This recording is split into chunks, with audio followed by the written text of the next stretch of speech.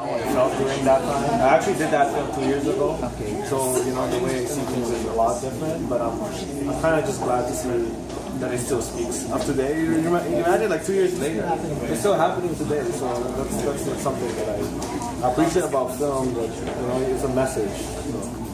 You said 2 years ago, did something similar happen? Like someone tried to scam you or something? Well, because I came from an international school, like my actor, he was actually my acting classmate, and he was explaining to me how taxi drivers are constantly trying to charge extra charges, but they don't want to do meter. So I just kind of want to push the boundaries of where this movie is gonna go, and I didn't even expect I would be here, and the years are all gonna be overall, I'm just very thankful. Do you consider your short film some kind of a dark? Because if I'm not mistaken, if I remember it correctly, it doesn't offer any solution or at least a hint of, bright side of things that you have to start. Oh yes, especially the ending, right? Because there's that, it's happening again. Like he might got away today.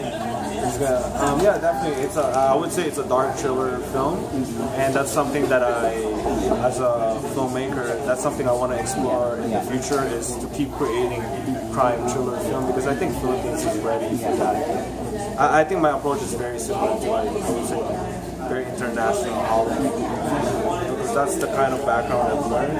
That's something I want to share in my film. Dark, crime, grimy, violence, and that's something I grew up in as well, in Laguna,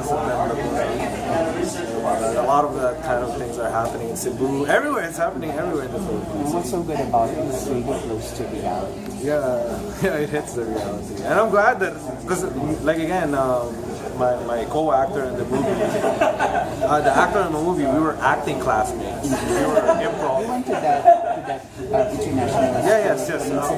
Yes. IAFT. That's IAFT, right? Big Foop. And I was an actor, and we were partners in doing improv. So we just The American guy. Yeah, the American guy. We were partners all the time in class. We were doing comedy, and then it just so happens that us making, what's the possibility, where does this story goes, and then it became very dark. So that's pretty much it. And I'm glad the message. Your film pretty much revolved around the cab driver and his passenger. So, how about you? What's your most memorable experience with a cab driver? Whether positive or negative? Oh my God, it happens all the time when I take, Really? especially on traffic hours. Because you're English speaking as well. I mean, physically one might mistake you for a local, but I mean, when you speak. I can speak Tagalog, but I'm just more comfortable speaking English. But definitely when I take a taxi, they always ask for extra. And sometimes just say call meter, and sometimes they do some weird route. It's just sometimes going to A to B, but they'll take you around the city, so you have to pay extra. So. Yeah, so the meter was. It gets frustrating, but sometimes a lot of taxi drivers are actually it's very inspiring too, because they're dealing with a lot of with themselves. Thank you.